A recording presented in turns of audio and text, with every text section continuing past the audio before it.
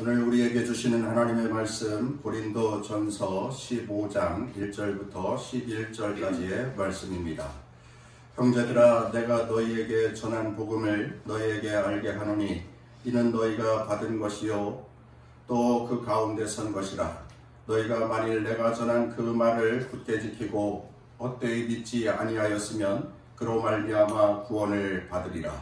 내가 받은 것을 먼저 너희에게 전하였노니 이는 성경대로 그리스도께서 우리 죄를 위하여 죽으시고 장사 지낸 바 되셨다가 성경대로 사흘 만에 다시 살아나사 게바에게 보이시고 후에 12 제자에게와 그 후에 500여 형제에게 일시에 보이셨나니 그 중에 지금까지 대다수는 살아있고 어떤 사람은 잠들었으며 그 후에 야고보에게 보이셨으며 그 후에 모든 사도에게와 맨 나중에 만삭되지 못하여 난 자 같은 내게도 보이셨느니라.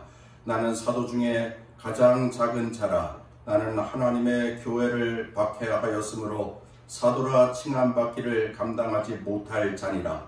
그러나 내가 나 된 것은 하나님의 은혜로 된 것이니 내게 주신 그의 은혜가 헛되지 아니하여 내가 모든 사도보다 더 많이 수고하였으나 내가 한 것이 아니요 오직 나와 함께 하신 하나님의 은혜로라. 그러므로 나나 그들이나 이같이 전파하며 너희도 이같이 믿었느니라. 이것은 오늘 우리에게 주시는 하나님의 말씀입니다. 할렐루야. 지난 주일 우리는 아주 기쁜 소식 그리고 놀라운 소식을 나누었습니다. 예수님께서 죽으셨다가 3일 만에 다시 부활하신 그 소식을 우리들이 함께 나누었던 것이지요. 부활의 소식을 듣고 또한 부활의 사실을 믿고 살면서 하나님의 영광이 되는 귀한 성도의 삶이 다 되시기를 주의 이름으로 축원합니다. 예수님은 부활하신 후에 40일 동안 세상에 계시면서 10여 차례 이상 사람들에게 나타나 보이셨는데 오늘 본문 말씀에 보면 6번이 기록되어져 있습니다. 그 중에 3번은 게바, 그리고 야고보, 그리고 사도 바울 3사람에게 보이셨다 말씀하고 있고 3번은 집단적으로 12 제자에게와 500여 형제에게 그리고 모든 사도들에게 이렇게 6번 나타나 보이셨음을 증언하고 있습니다. 예수님께서 이들에게 나타나 주심은 공통적으로 특별한 의미가 있는데 그 내용은 이런 것이죠. 이 사람들이 예수님을 만났다라고 하는 것이고 그들이 변하였다라고 하는 것이며 셋째는 그들이 사명을 받았다 하는 것입니다. 그 내용을 잠시 먼저 말씀을 드리도록 하겠습니다. 게바에게 보이셨다 이렇게 말씀하네요. 게바는 베드로를 말하는 것입니다. 베드로예요. 여러분 한번 이런 생각을 해보세요. 베드로는 예수님께서 십자가 못 박히시기 전 신문을 당할 때에 예수님을 3번 모른다고 부인했던 사람입니다. 제자 중에 숙제자라고 불리어졌었는데 멀찍이 예수님 잡혀가는 것을 보면서 따라가다가 그만 시험에 빠지고 말았습니다. 나 저 사람 몰라요. 모른다니까요. 이 사람들이 왜 나를 이상한 사람 만들어요? 나 저 사람 몰라요. 저 사람 죽을 죄를 지은 사람이잖아요. 나 몰라요.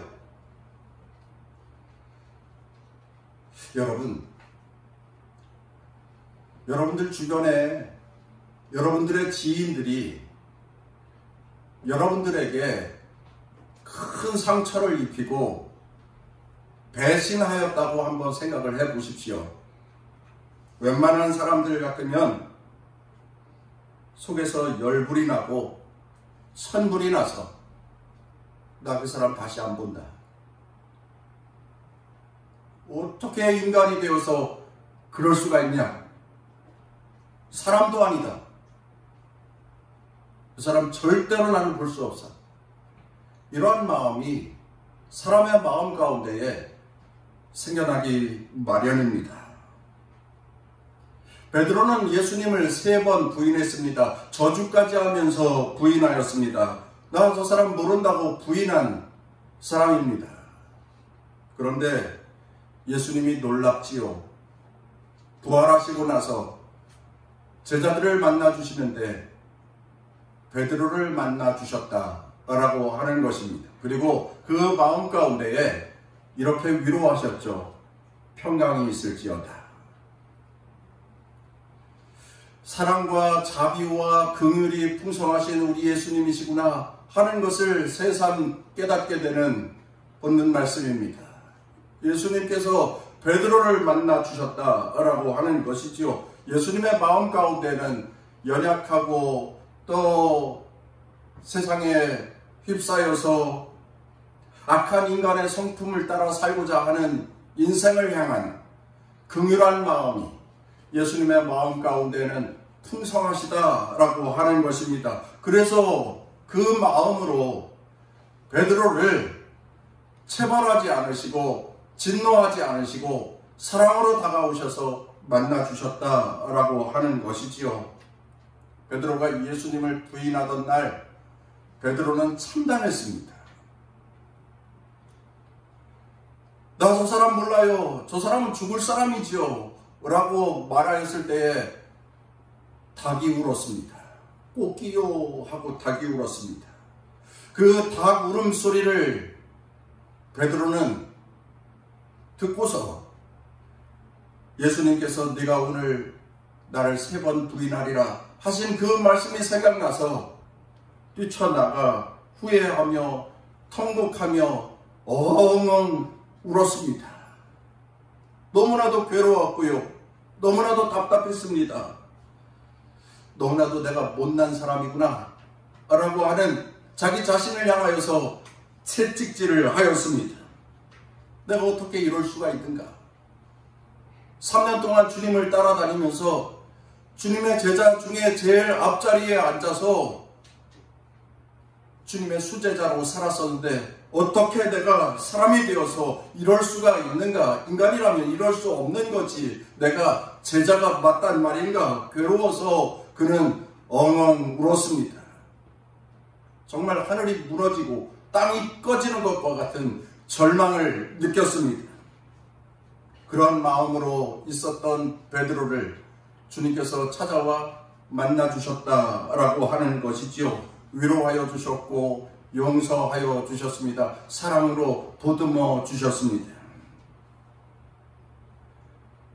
괴로워하고 슬퍼하고 안타까워하고 가슴 아파하고 속상해하는 제자 베드로를 찾아오셔서 넓은 마음으로 감싸주시고 푸근한 사랑으로 안아주셨던 예수님, 그 예수님 때문에 베드로가 다시 일어서게 되었고 베드로가 사도 중에 사도가 되었습니다. 초대 예루살렘 교회 감독이 되었고 그리고 주의 이름을 위하여서 살다가 순교자의 삶을 살게 되었죠. 예수님과의 만남 그리고 새로운 변화 그리고 새로운 사명을 받은 베드로의 모습을 우리는 알 수 있습니다. 그 다음 야고보를 만나주셨다 이렇게 말씀합니다. 여기 야고보는 예수님의 12 제자 중에 세베대의 아들 야고보, 그 야고보가 아니고 예수님의 동생 야고보입니다. 예수님의 동생들. 예수님의 동생들은 예수님이 공생의 사역을 시작하셨을 때에 예수님을 향하여서 뭐라고 그랬습니까? 참 비난 많이 했습니다. 아니죠? 비난 정도를 넘어섰지요. 어떻게 했어요? 우리 형? 이거에 돌았다고요. 완전 미쳤다고요. 미쳐도 큰 귀신에 들려서 미쳤다고 그렇게 말했던 예수님의 동생들입니다. 마가복음 3장 21절에 보면은 예수의 친속들이 듣고 붙들러 나오니 이는 그가 미쳤다 함일러라 이렇게 말씀하고 있어요. 예수님의 친족들이 예수님을 데리러 왔습니다. 왜 데리러 왔습니까? 미쳐도 단단히 미쳤으니까 붙잡아야지. 붙잡아가지고 가가지고 정신병원에 입원시켜야지. 그래서 붙들러 나왔습니다. 그랬던 예수님의 동생들이었는데 그런데 그 중에 야고보가 부활하신 예수님께서 그를 만나주셨는데 만남과 동시에 그 야고보가 일변하여서 예루살렘 교회에 큰 중직이 되었습니다. 부활하신 예수님을 만나고 나서 그렇게 예수님을 비난하고 정죄하고 심지어 할 수 없는 말까지 했던 동생 야고보가 변화되었습니다. 새로워졌습니다. 그래서 훗날 그가 성경을 적잖아요. 야고보서. 예수님의 동생 야고보가 지은 성경입니다. 거기 말씀을 보면은 박해와 핍박을 두려워하는 그리스도인들을 향하여서 이렇게 말씀합니다. 예수님이 승천해 가셨지요. 그런데 예수님께서 다시 오신다고 약속하셨어요. 주께서 다시 강림하실 때까지 길이 참으셔야 합니다. 이런 믿음의 사람이 되어진 것입니다. 예수 중심에 아주 단단한 믿음을 가진 그리스도인이 된 것입니다. 그리고 여러 가지로 힘들어하는 그리스도인들을 위로하는 사람이 되었습니다. 그래서 자기 자신을 이렇게 소개합니다. 하나님과 주 예수 그리스도의 종된 나 야고보. 자기 자신을 이렇게 소개하고 있습니다. 부활하신 예수님을 만난 후 예수님에 대하여서 확고한 믿음이 생겨났습니다. 예수님은 정신 나간 자가 아니었습니다. 예수님은 미친 자가 아니었습니다. 예수님은 귀신 들린 자가 아니었습니다. 예수님은 모든 인생의 구세주가 되시고 구원자가 되신다는 사실을 알게 되었습니다. 그래서 초대교회 기록들을 보면 야고보에 대하여서 이렇게 말씀하고 있습니다. 기도를 하도 많이 해서 무릎이 낙타 무릎처럼 되었다. 무릎에 굳은 살이 박혀가지고 굳은 살이 박혀서 무릎이 단단해질 만큼 항상 무릎 꿇고 기도하는 사람이 되었다. 그렇게 말씀하고 그리고 그의 비문에 보면 이렇게 적혀 있다고 합니다. 모든 유대인과 헬라인에게 예수님이 그리스도임을 전한 참된 증인이었다. 야고보에 대하여서 그렇게 소개하고 있습니다. 부활하신 예수님을 만난 후 그가 변화되었습니다. 그리고 완전 그리스도인이 되었습니다.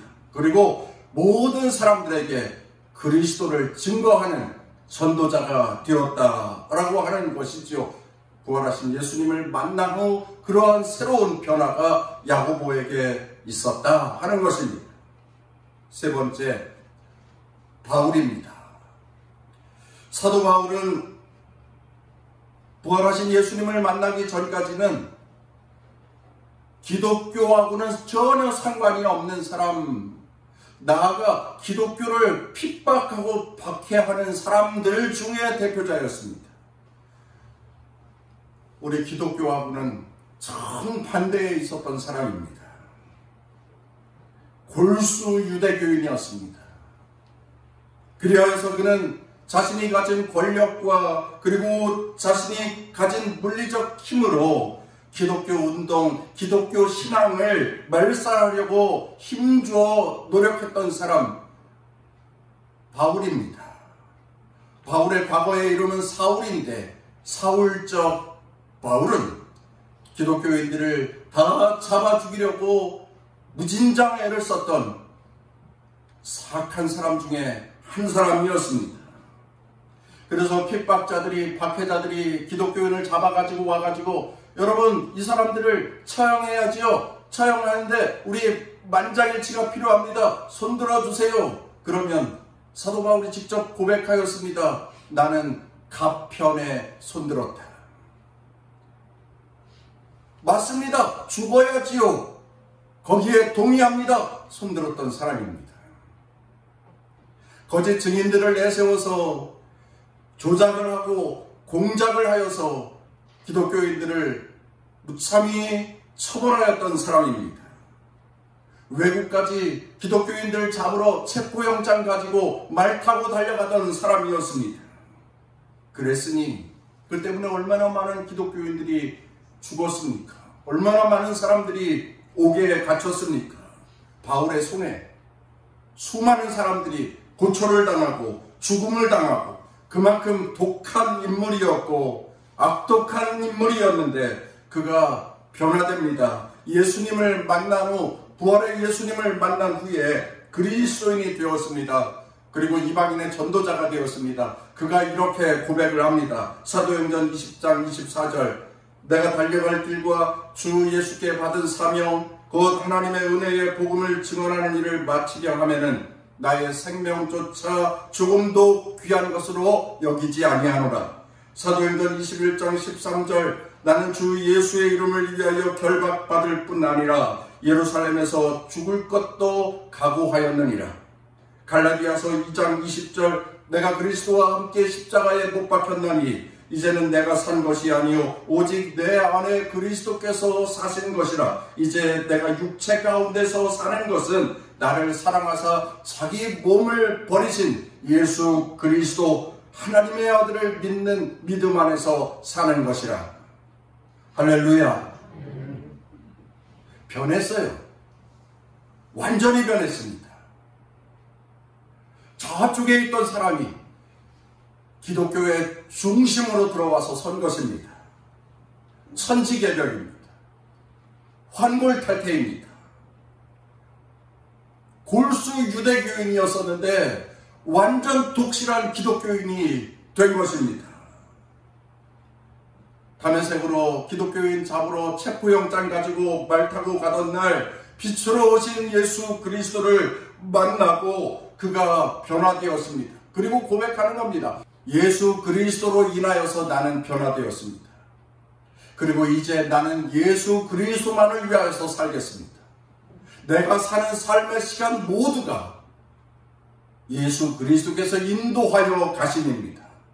사나 죽으나 나는 예수의 것입니다. 이러한 고백을 드리는 참된 그리스도인이 되었지요. 변화입니다. 엄청난 변화입니다. 폭발적인 변화입니다. 대변화가 바울에게 일어난 것입니다. 예수님은 진리이고 예수님은 생명이고 예수님은 구원이라고 하는 사실을 전하는 복음 전도자가 되었던 것이지요. 모든 그리스도인의 변화의 동력은 예수의 부활, 바로 그것이었습니다. 예수의 부활은 모든 그리스도인의 삶의 변화의 동력이었던 것이지요. 예수님이 부활하시던 날 적대자들은 예수님의 부활 소식을 사람들에게 전파함에 두려움을 느끼고 거짓말을 하기 시작합니다. 예수의 무리들이 예수의 시체를 훔쳐갔노라고 그렇게 거짓말을 소문으로 퍼뜨리기 시작을 하였습니다. 그런데 그 거짓말이 오늘날까지 불신앙적인 의견이 되어서 그것이 오늘날까지 세상의 모든 사람들 가운데에 팽배하다고 하는 것인데 맥카트니 박사는 이렇게 그 반대하고 거짓말하는 사람들의 의견에 대해서 이렇게 말씀합니다. 예수의 제자들이 그의 시체를 훔쳐갈 수 있었다고 가정해 봅시다. 그들의 수중에 남아있는 것은 축 늘어져 죽은 시체 외에 아무것도 아니었을 것입니다. 당신들은 그 시체가 그들에게 힘이 되어서 그들이 용기를 얻고 담대히 나아가 말씀을 전파하며 기독교의 영웅적인 삶을 살 수 있도록 힘을 불어넣을 수 있었을 것이라고 생각합니까? 정말이지 제자들이 소유하였던 그 축 늘어진 몸뚱이를 위해서 그들이 그렇게 핍박받고 박해받으며 치욕스러운 죽음까지 감수했으리라고 상상할 수 있겠습니까? 그것을 믿는 것입니까? 아니라는 것이죠. 예수님의 죽은 시체를 들고 제자들이 용기를 냈을 것이다. 아니라는 것이지요. 예수님의 죽은 시체를 부여안고 그들이 기독교의 영웅적인 복음 전도자의 삶을 결단하였을 것이다. 그거 아니라는 것이지요. 그럴 수 없다고 하는 것입니다. 살아나셨기 때문에, 예수님께서 부활하셨기 때문에 그 부활이 제자들과 모든 기독교인들에게 힘이 되었고 용기가 되었고 비전이 되었고 꿈이 되어서 복음을 증거하고 전파하는 그러한 사명을 감당할 수 있었다라고 하는 것이지요. 죽은 시체만으로 그런 기독교 운동이 일어날 리가 만무라고 말씀하고 있는 것입니다. 2000년 전 예루살렘에서 벌어진 일입니다. 예수님이 부활하셨습니다. 여러분, 예수님이 부활하셨는데 그 부활하셨다라고 하는 그 소식을 제자들이 증거합니다. 순진무구한 갈릴리 어부 출신의 제자들이 예수님이 부활하셨다고 하는 사실을 꾸며내서 증거하였다고 한다면 금방 탄로나고 말았을 것입니다. 거짓 증인들을 내세워서 예수가 부활했다고 말해요, 예수가 다시 사셨다고 말해요 라고 공작을 하였다고 한다면 거짓 증인들을 세우기 위하여서 수없이 많은 돈을 그들에게 지불해야 했을 것이고, 그런데 제자들에게는 그럴 만한 돈도 없거니와 핍박과 박해가 있는 그런 상황에서 죽을 줄 알고 누가 나서서 거짓 증언을 하면서 예수가 부활했다고 말할 수 있는 사람이 누가 있겠느냐라고 하는 것이지요. 그리고 이 순진무구한 어부들이 꾸며낸 그 부활의 각본이라고 한다면 얼마나 그것이 허술했고 엉성했겠으며, 그것이 실제로 제자들이 꾸민 것이라고 한다면 그것이 2000년 동안 들통나지 아니하고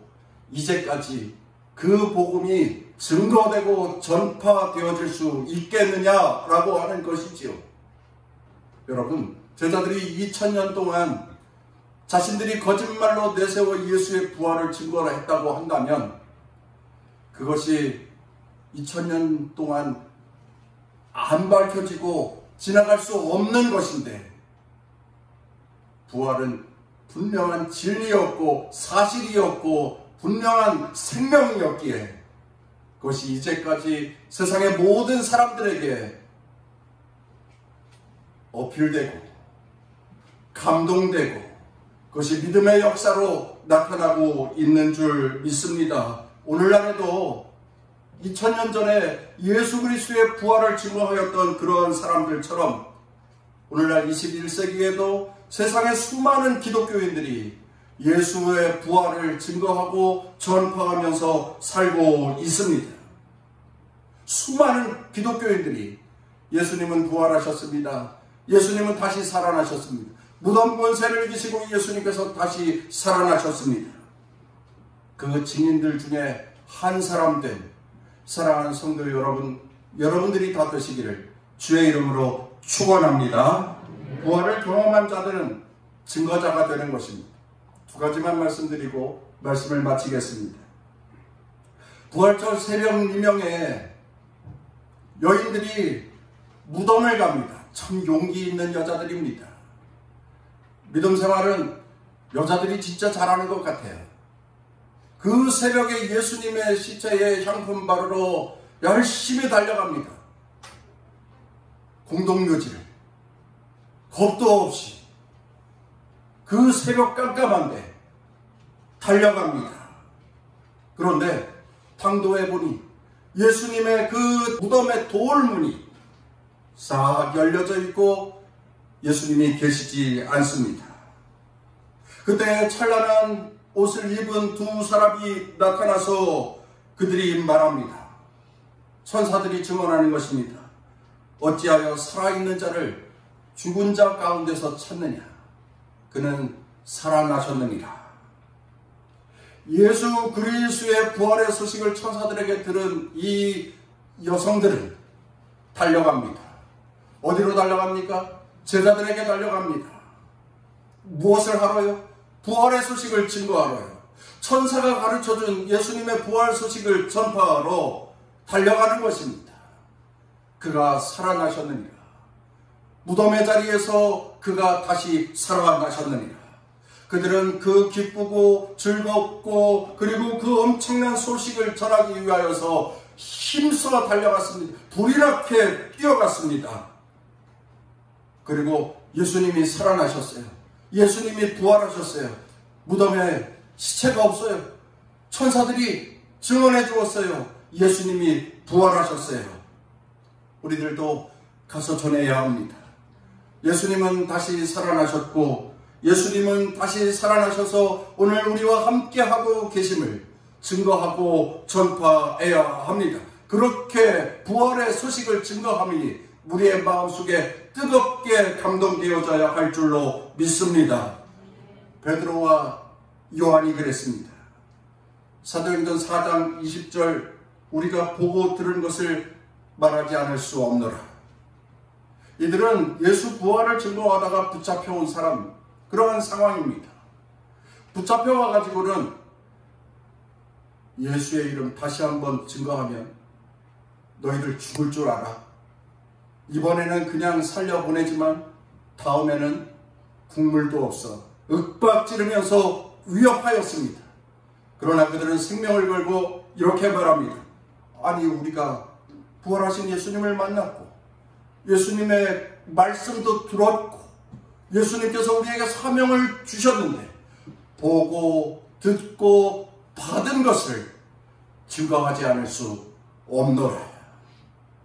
증거하겠습니다. 당신들이 아무리 뭐라고 해도 나는 증거하겠습니다. 우리는 증거하겠습니다. 예수의 이름 부활의 예수 그리스도를 전파하겠습니다. 당신들이 아무리 위협하고 핍박한다 할지라도 우리는 예수의 이름을 증거하겠습니다. 전파하겠습니다. 가서 전하겠습니다. 선언한 것입니다. 사랑하는 귀한 성도 여러분, 부활의 그 기쁜 소식을 함께 나누는 사랑하는 귀한 성도들마다 그 부활하신 예수님을 더욱더 확고한 믿음으로 내 마음에 모시고 그 예수님을 세상에 나아가서 생명의 주가 되시고 모든 인생의 길과 진리와 생명이 되시는 예수의 이름을 증거하고 전파하여 하나님의 뜻을 이루는 그리스도인이 되겠노라 하는 결단이 여러분들에게 있으시고 예배 마치고 오늘도 양주간도 오고 오는 모든 인생의 날 예수 그리스도의 이름을 증거하는 부활의 예수님을 증거하는 전도자들이 다 되시기를 주의 이름으로 축원합니다.